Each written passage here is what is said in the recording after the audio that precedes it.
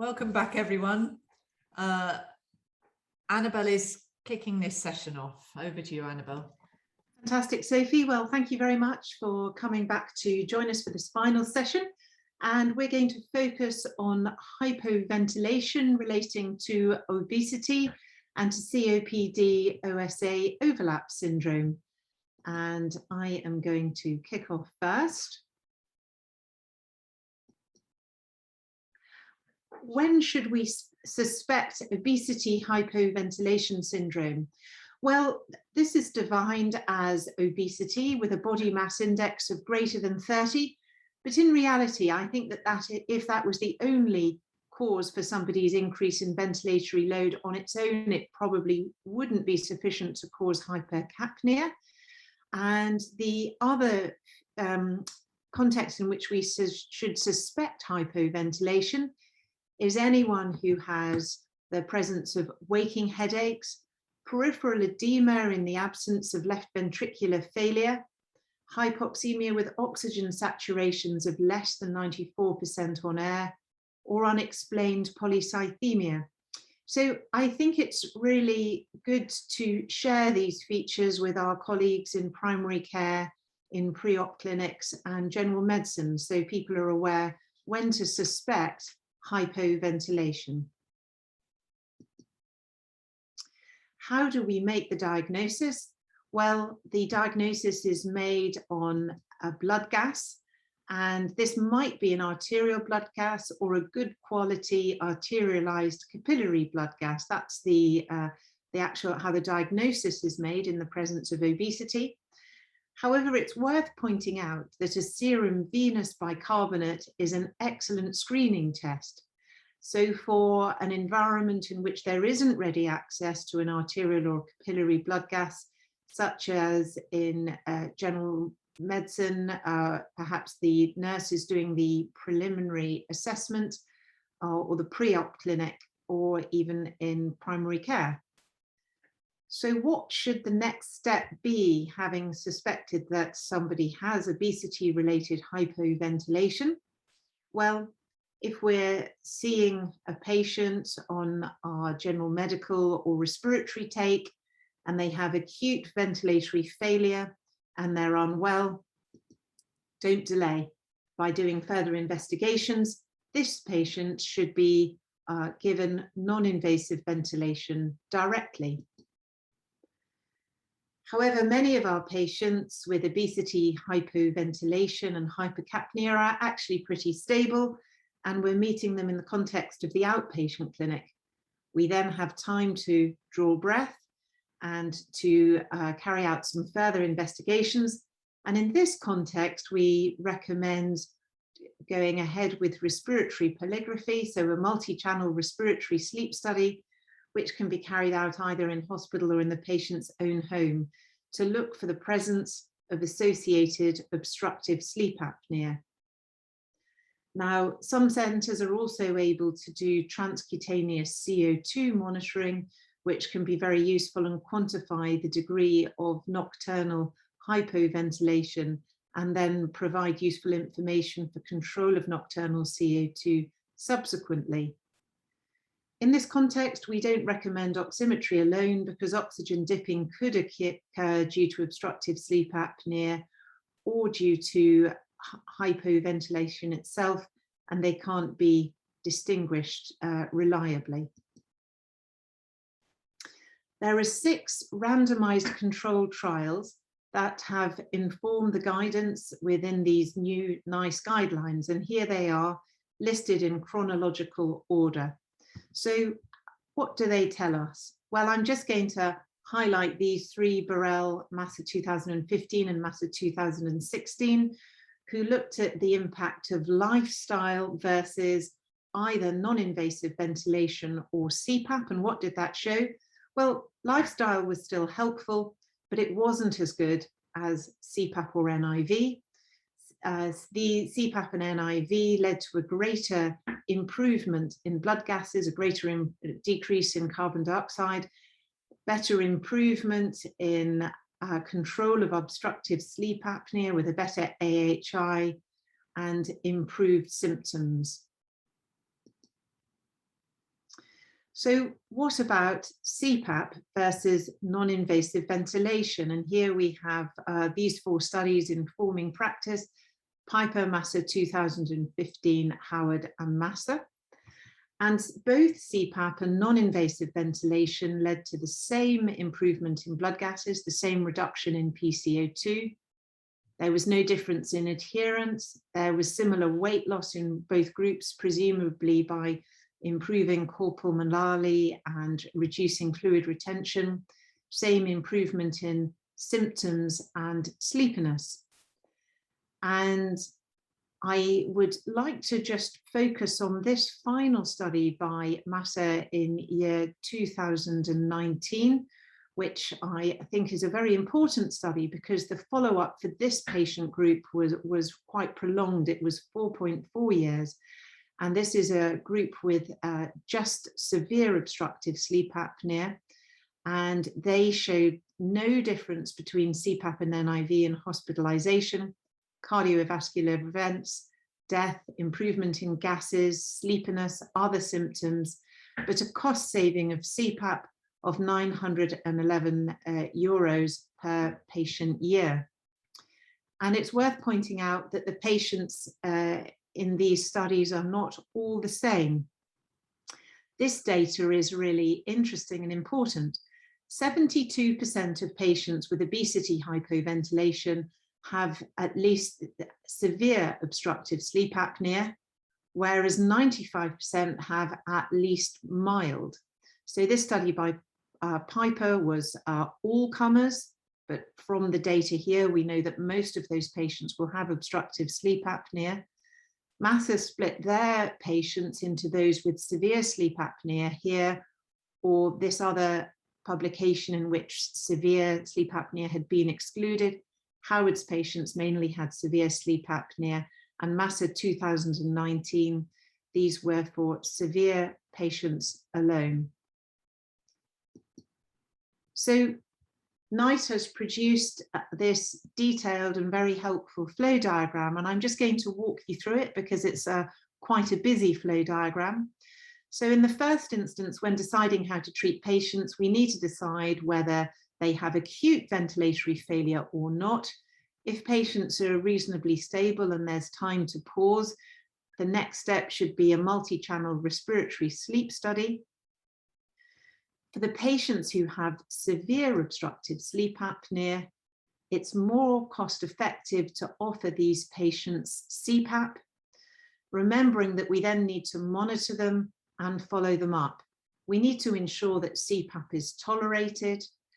We need to ensure that hypercapnia and symptoms improve, and if it doesn't, we can then escalate treatment to non-invasive ventilation. And this is evidence-based, this guideline, hence the use of the word offer.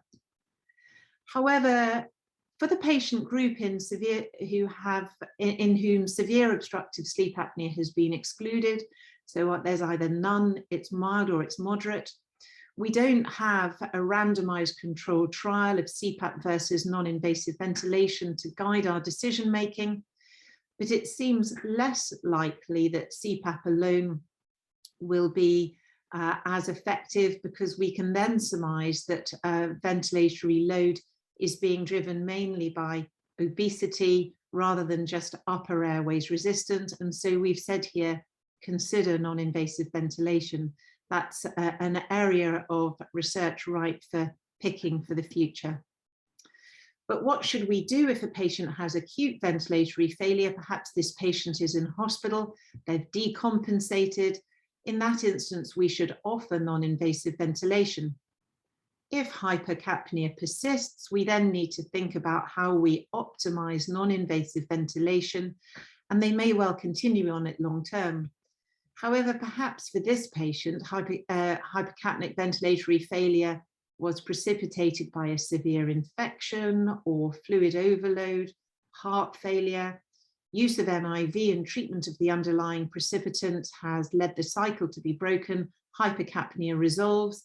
It may be that we could then stop non-invasive ventilation and consider repeating respiratory polygraphy to then go down the pathway as illustrated here on the left, and it may be that they could step down to CPAP or not need a device long term.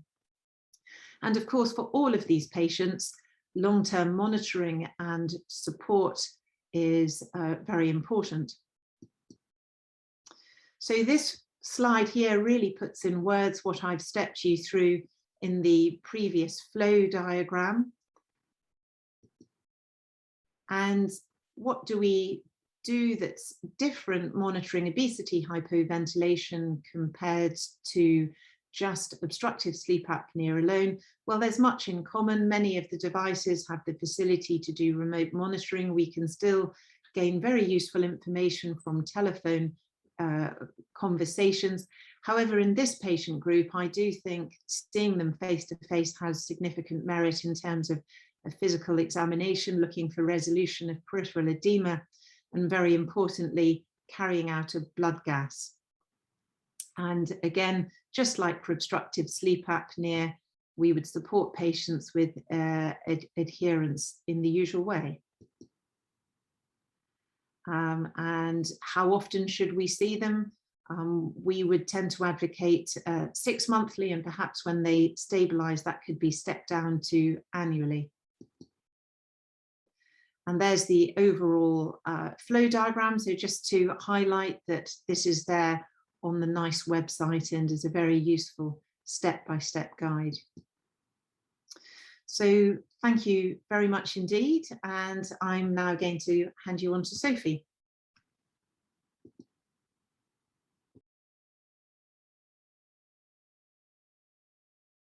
You're still on mute, Sophie. Another pound in the pot for me. Sorry, I was just saying we were fighting over the mouse. I'm sorry about that. Right. Thanks, Annabelle. That was really clear.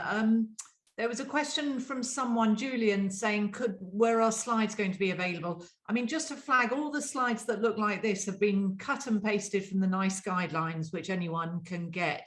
And from the NICE guidelines on the screen, you can link to the committee recommendations, the evidence used. So it's all available via that route.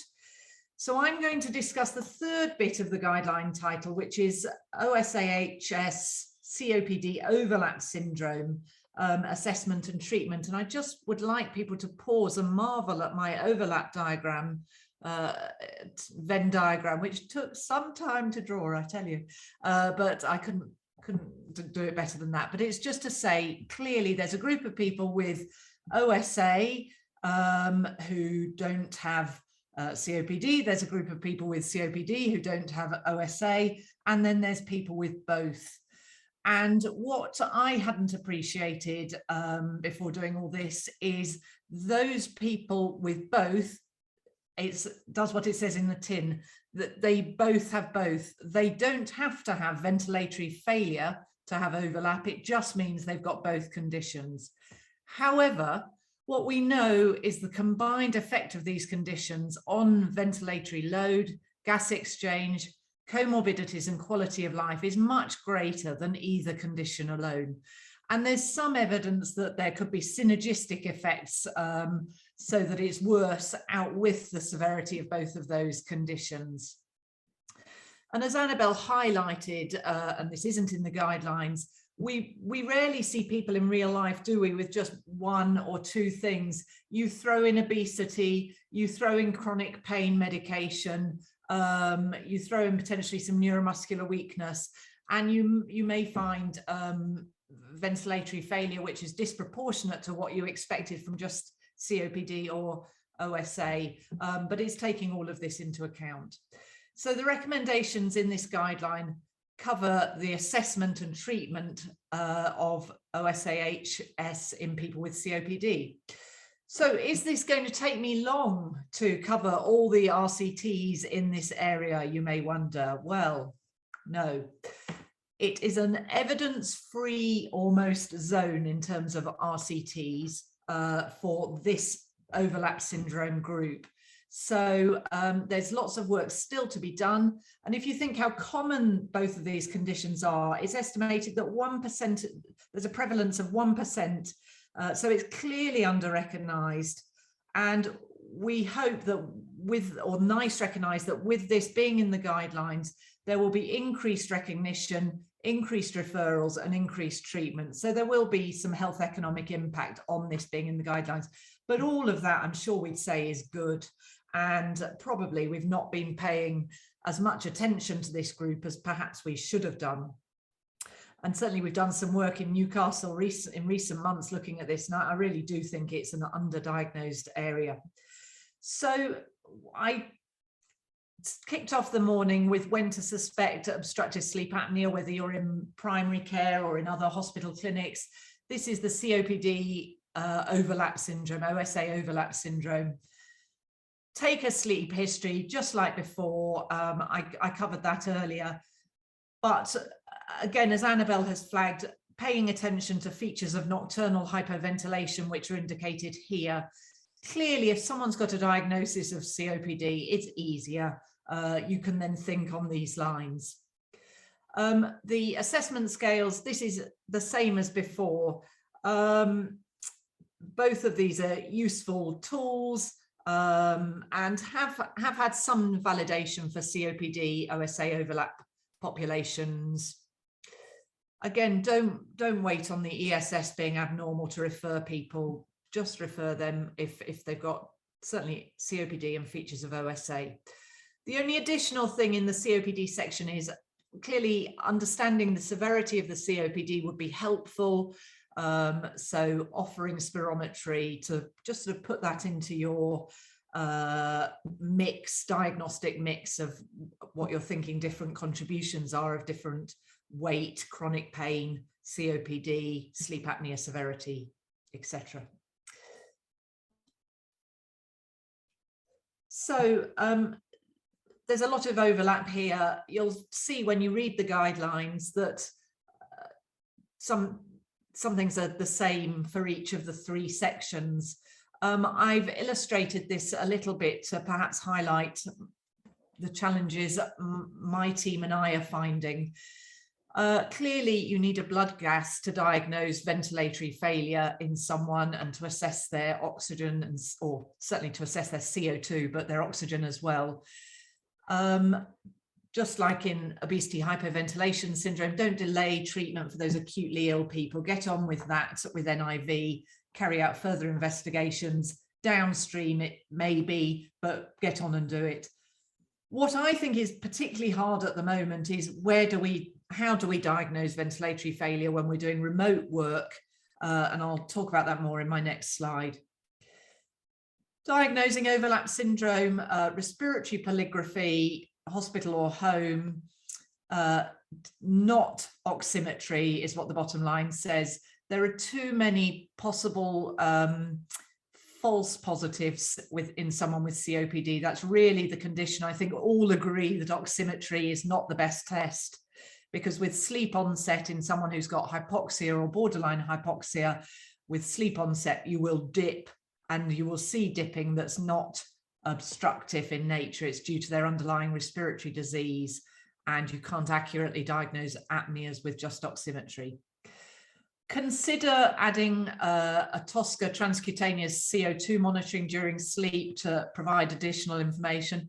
Not everyone has this. I know the chat boxes have said that. Those who do have it don't always find it to be that reproducible or accurate. And certainly it doesn't always look like that picture on the screen. But if you have it and it works well for you, great, you'll get some more information. So in terms of discussing the implementation of these guidelines, this is our team in Newcastle from 100% face-to-face pre-COVID to now 100% remote in some cases. So where do we fit our assessment of ventilatory failure in on that? I think it's a challenge, and I'd be really delighted to hear other people's thoughts. We're bringing people in for just blood gases when we're suspicious based on their sleep study or their history, but it's different to just doing a venous bicarb routinely in clinic as an initial screening test. But do let me know if you've got other suggestions. So this is to highlight, just to flag how beautiful these flowcharts are from NICE. and I'm going to just zoom in on the detail of the treatment. So total RCTs used 0, but this was based on clinical expertise, and I think is pretty sensible. I hope most of you will agree. So obviously, if you've done your respiratory polygraphy and found no hypoventilation or obstructive sleep apnea, carry on with COPD guidelines, and don't worry, there's a nice guideline for that you can look at. So standard COPD monitoring. If you find obstructive sleep apnea, sorry, oh, there we are, there's my mouse.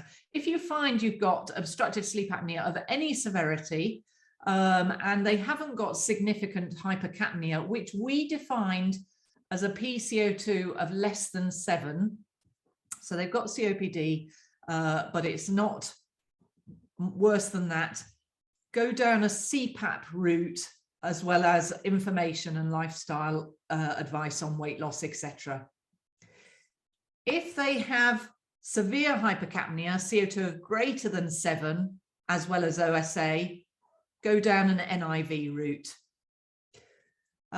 We can discuss that further, but that's based on expert opinion in the room and on stakeholder review.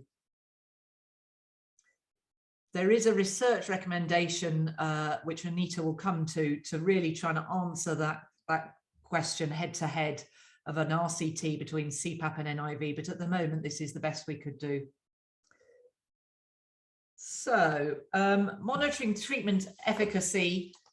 This is similar to the slide Ian Wheatley covered earlier. It's the same as in all people. I'm really going to focus on the things I've put in red, which are specific for the COPD OSA overlap syndrome. And I'm going to just read these out and spend a few moments on them. Be aware that some people with COPD, with symptoms associated with their COPD, such as cough and wheeze, and using medications such as theophylline, perhaps a bit more old-fashioned, but bronchodilators as well, those core things related to COPD may already adversely be affecting their sleep quality. Kathy, George and I recently did a survey with the British Lung Foundation about COPD sleep-related symptoms, and they've got patients have got huge numbers of symptoms. So be really holistic, don't just focus on the CPAP or the NIV. For people having oxygen therapy, review whether it's still needed after treatment with NIV or CPAP after that's been optimized. Ian is going to talk a bit more about oxygen in a minute, but actually if you improve things with positive pressure, they may not need oxygen supplementally as well. And this last point is the one area that was completely different to people with obesity hypoventilation or with just OSA. Be holistic. If it's not right for the patient in front of you with COPD, OSA overlap syndrome, with significant illness, probably severe COPD, and really what we're saying, approaching end of life. If this invasive ventilation, non-invasive ventilation or CPAP are not adding to their well-being and health, use a symptom management approach and don't, in collaboration with them and their family, if it's adding to their burden of therapy, withdraw it, which is, I think, what we would all be fairly comfortable with doing, certainly in an inpatient setting or doing in discussion with the team. And this is really about just the same as with OHS. We've included all the slides for each section just for completeness, but you're going to monitor these people, initial consultation at 1 month and then subsequent according to their needs, and recommended 6 monthly to annual follow-up.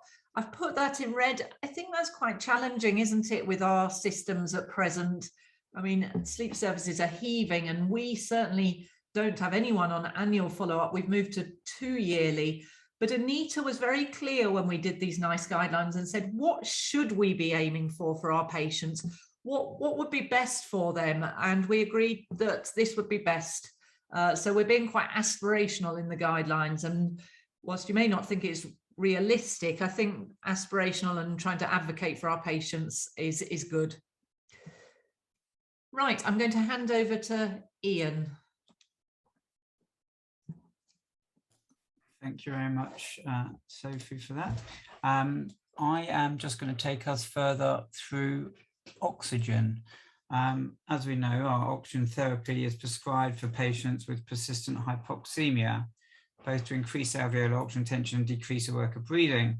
And as Sophie's already mentioned in her talks, there's quite a variable extent of hypoxemia in our group of patients that we're talking about today, comparing OSA to OHS and COPD.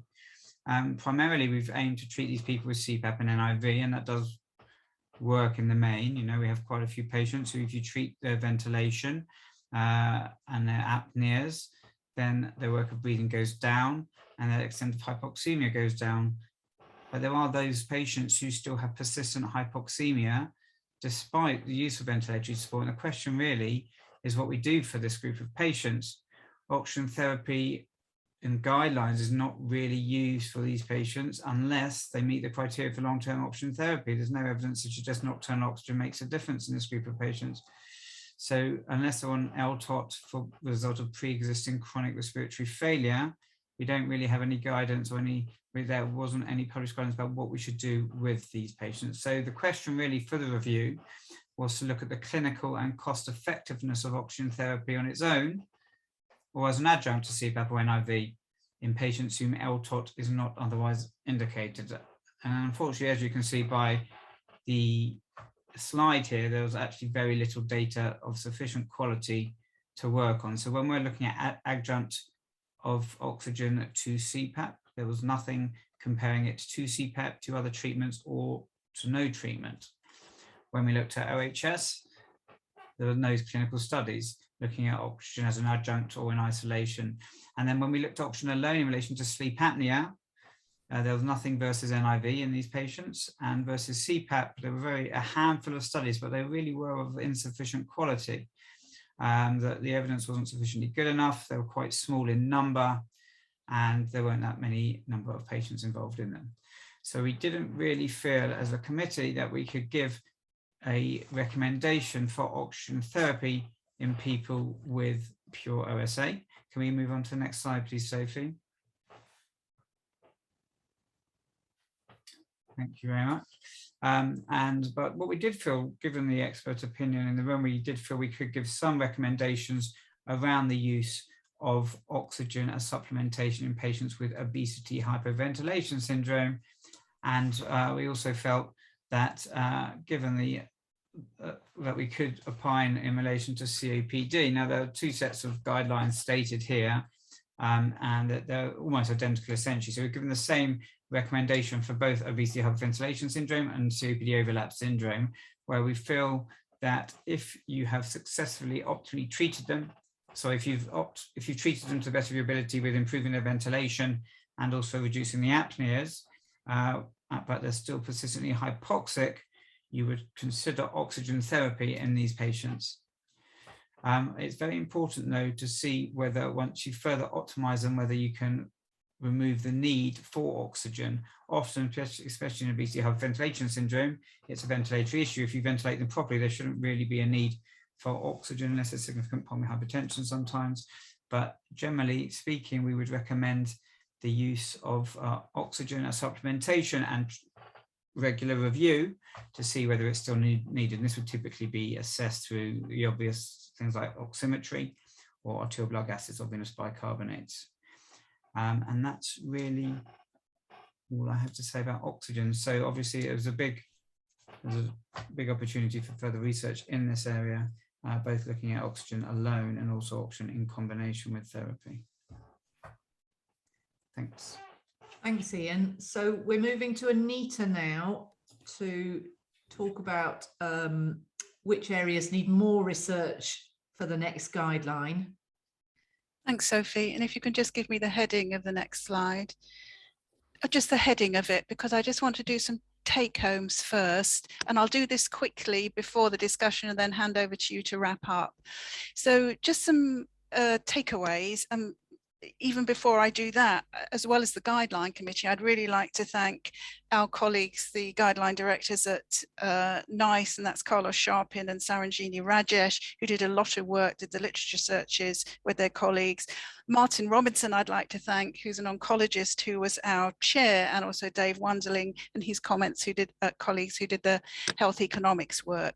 So what have we done? What have we extended with this guideline? Well, I think there are some key takeaways, and that is we have suggested and indicated from good evidence that the typical presentation with sleepiness is not an exclusive one, and for our colleagues in general medicine, in preoperative clinics, in primary care, to think more widely, and that there are more symptoms than sleepiness. So patients may present with fatigue, concentration problems, even insomnia. So good history is vital. It's not just about sleepiness. Second point is that we have made it easier. We have said you can offer CPAP as first-line treatments in individuals with mild obstructive sleep apnea if they are symptomatic. And so that is a new development, and we've moved on from the original recommendation for CPAP use.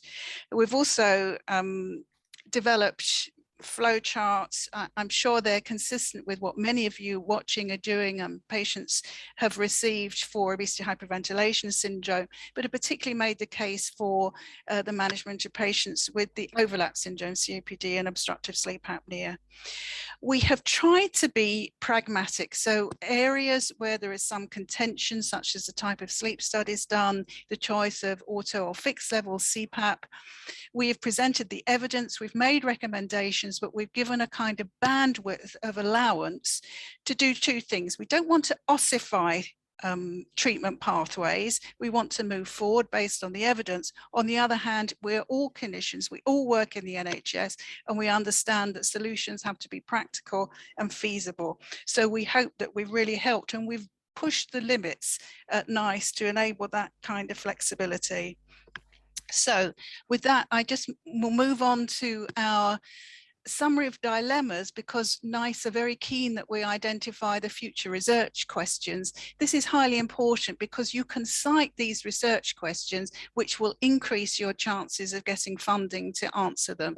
So if you just move on, Sophie, to the first bunch. As we've discussed, the evidence showed equal efficacy with a fixed level and auto CPAP, but we now have telemonitoring, which alters the outcomes from those original studies, and we need to incorporate the pathways, so how the auto CPAP is used for follow-up, for example.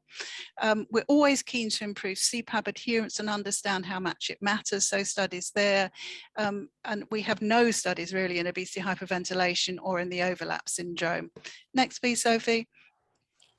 So on the mandibular advancement splints, in fact, many of the studies were done on patients with moderate obstructive sleep apnea, and we're keen. There was a question in the chat about in mild obstructive sleep apnea, the relevance of CPAP versus the mandibular advancement splint. I think we need to understand the particular clinical and physiological phenotypes which predict most response to those options. Clearly, someone with insomnia might do better with a mandibular advancement splint, but we have to understand the anatomy, the physiology, the different presentations, and also understand, as we've said before, whether it's valuable, the extent of the beneficial effects of mandibular advancement splints in severe obstructive sleep apnea. Next, please.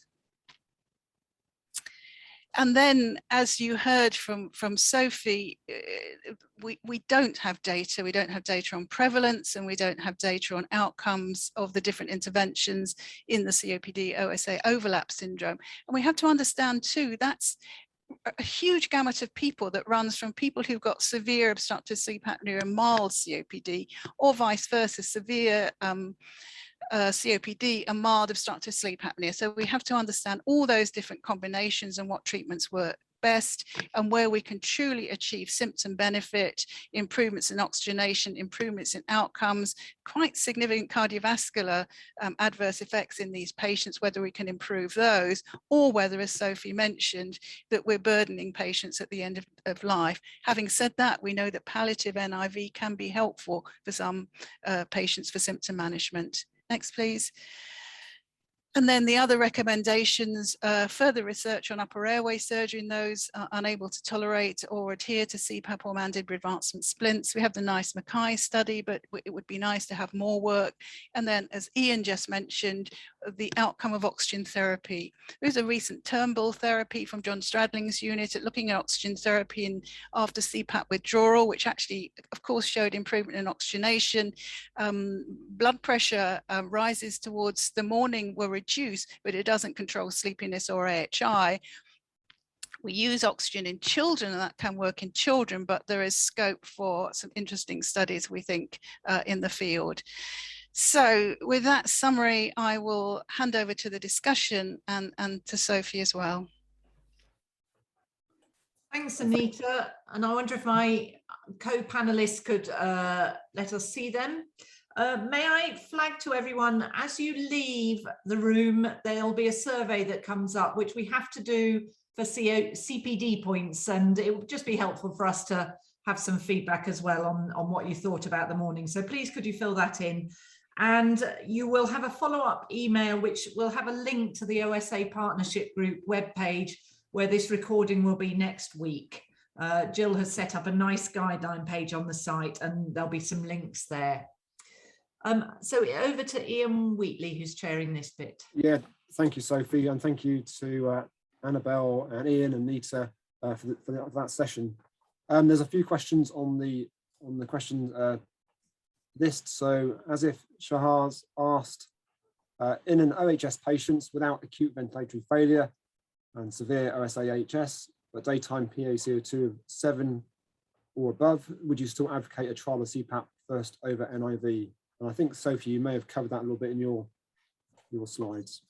So I'll hand that to Annabelle, I think. Okay. So I'm pleased you've asked the question, because I think many people have been surprised by this. So the scenario is a patient with obesity hyperventilation. They're stable, they haven't decompensated significantly, they have very significant hypercapnia.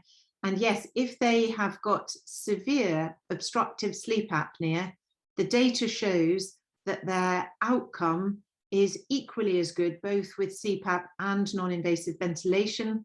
Therefore, it's logical to give them CPAP with various caveats. They tolerate it, you're going to be able to follow them up, and therefore the CO2, you can see that it's come down nicely. There's logic to think it will be better tolerated because they don't need to synchronize with the machine, and it's cheaper. Now, the caveats are important. So if they don't tolerate CPAP, then they could go to non-invasive ventilation, or if the CO2 doesn't come down, or if there's a patient who's very poorly mobile, so you know that it's going to be exceptionally difficult for them to come back to the clinic for a review, you may then be pragmatic and go to non-invasive ventilation. But the data was extremely favourable for CPAP in this group. The next question is, how is optimal control of nocturnal hyperventilation being defined, particularly in the absence of availability of TOSCA, for example, CO2 on blood gas? Who would like to answer that? Anita? Yeah, I'd look for an obesity hyperventilation patient. I think you should be correcting their CO2 to normal during the day, or at least aim for that. And if you've got transcutaneous CO2, you would want to try and normalize that at night. For a COPD patient, it depends on the relative contribution in the overlap syndrome of the COPD versus the obstructive sleep apnea. If they had severe COPD, you might not be able to normalize CO2, but you try to improve things as much as possible. Next question is, are there any concerns around the use of LTOT for usual indications in patients with OHS or OSAHS and COPD when they have a mild degree of hypercapnia, but being managed on CPAP rather than NIV, as it may worsen the hypercapnia? But CPAP is less likely to control the CO2. So I think the answer is yes. I think for any patient in whom they are hypercapnic but not on non-invasive ventilation, we have to take the same caution as we would for a COPD patient who's mildly hypercapnic and is commencing supplementary oxygen without NIV. So they would need review in oxygen clinic to make sure they didn't have worsening hypercapnia, and patient education. They might be given a patient held alert card to say, you know, be cautious, avoid giving me excess oxygen in an ambulance or on acute admission. Anita, your hand's up. Is that an old hand? It's an old, but I was thinking of the next question, but I'll okay. So the next question. There are a number of negative RCTs looking at the usage of supplementary oxygen in COPD with hypoxemia not meeting the criteria for LTOT therapy, and an RCT, the heartbeat study, comparing nocturnal supplementary oxygen with lifestyle counselling and CPAP in patients with OSAHS alone showed no benefit of supplementary oxygen. Given these RCTs, what was the rationale for consideration of the use of supplementary oxygen in both of these settings? I think the first one was slightly out of the remit of our study. So that was looking at COPD patients requiring supplemental oxygen, and we're looking at sleep apnea and COPD overlap. The second study, that's the recommendation we made actually, was that we don't make any recommendation about oxygen usage with sleep apnea, and we're only making recommendations use of oxygen in obesity hyperventilation syndrome. Anita, do you have anything to add to that one? No, it's a very good point, and it's open to research. There's also the extent of hypoxemia. You know, people were still plodding along with saturations less than 90%. We know these people have additional comorbidity, cardiac morbidity. I wouldn't like to leave them at that level of hypoxemia personally, but this was sort of clinically based decision making, and it is a very fruitful area for research. Chris, who asked that question. And the last question from Nicholas Lane. For patients who are already established on NIV, OHS, OSA, and are happy, adequately controlled and asymptomatic, should we be switching these patients to a trial of CPAP and reassessing, or should we leave them on the treatment they're on? So that's an excellent question, and I think it's very reasonable to take a pragmatic approach and to have that open discussion with the patient. What do you do in your practice? That's for Nicholas. Are you able to unmute and respond? So I perhaps can answer that, because this is the Nick's in the home ventilation team in Newcastle. So big shout out to Neves. So currently, once people are on NIV, they aren't switched and they aren't re-investigated in our practice. So as we discussed with the guidelines, this area you had on your flowchart, Annabelle, about reassessing the stable patient, particularly those who perhaps have been in acute respiratory failure and not had any sleep studies, would be a new area of practice, wouldn't it? And would need some resource putting in, and we're quite wondering what we should do about this locally, or how to do it locally. So grateful for your thoughts. And if we go back to the data, the CPAP and non-invasive ventilation were equally effective, and there would be a resource implication of going back to patients who are happily settled on their non-invasive ventilation for a number of years. So I think the decision making is usually happening at the front end of starting on ventilatory support. Okay. Thank you. Thanks, Annabelle, for that answer. Any further comments on that question? Okay, so sorry, Sophie. I was just going to say, so are you suggesting, Annabelle, that people who've been established for some time on NIV and are happy, you would leave them and you wouldn't ask the diagnostic question? I think if they're getting on really well with non-invasive ventilation, we'd leave them be. I don't think we plan to go back to hundreds of patients and say, you know, great news, there's another treatment available, we're going to screen all of you. I think this is something we would be considering prospectively with new patients coming in. Anita, are you? Yeah, I think it is an interesting, that's why we do follow-up, isn't it? To ask the patients how they're doing. Have they lost weight? Has anything happened that's going to make the situation different? And patients often raise the issue too, do I still need this treatment? Often they do, but I think it's something to consider, that there are implications. You would want to do a sleep study. Then there's the question, do you leave them off the treatment for a few days before you do the sleep study? But I think it's something that should be considered on an individual basis. And the trigger, Anita, as you've highlighted, might be someone who's on non-invasive ventilation for obesity, hypoventilation, who says, can I stop it altogether? And then as part of the process of saying, can you stop it? We might then find, oh, the primary driver for your ventilatory failure is severe sleep apnea. You do need something, but perhaps you can have something simpler. Exactly. And of course, these patients may have had bariatric surgery and may be gradually improving over time. So the reassessment is really important there.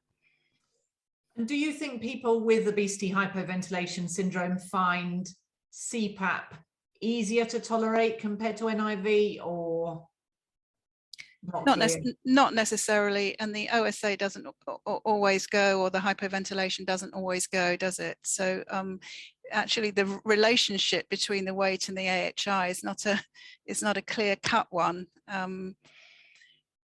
So I can't say they prefer one or the other, it's individual. I think there would also be potential advantages about geography. So some centres don't offer NIV, but they do offer CPAP. So if you've been referred remotely for NIV setup, you may be able to bring your care closer to home. So from a patient perspective, that might be beneficial to the patient. Yeah, there's quite a lot of things to weigh up, isn't there? It's very individualised. It's not just cost to the NHS. There's the cost, like you say, to the patient about how far they've got to travel to get treatment and things. So there's a whole load of things to think about. So I think that's the majority of the questions covered. Sophie, are you closing? I'm going to close then. I'd like to thank all our participants, first of all, who I think we got to about 250 at some points during the day. So thank you, everyone. This format is good in some ways, isn't it? Lots of people in one setting, but we lose a little bit on the human bit. But hopefully we've had a little bit of that as well. And I'd like to thank my co-delegates for a good session today, but mostly really, along with the NICE committee who Anita mentioned, for me personally has been a really very positive, fantastic learning experience over the past 3 years.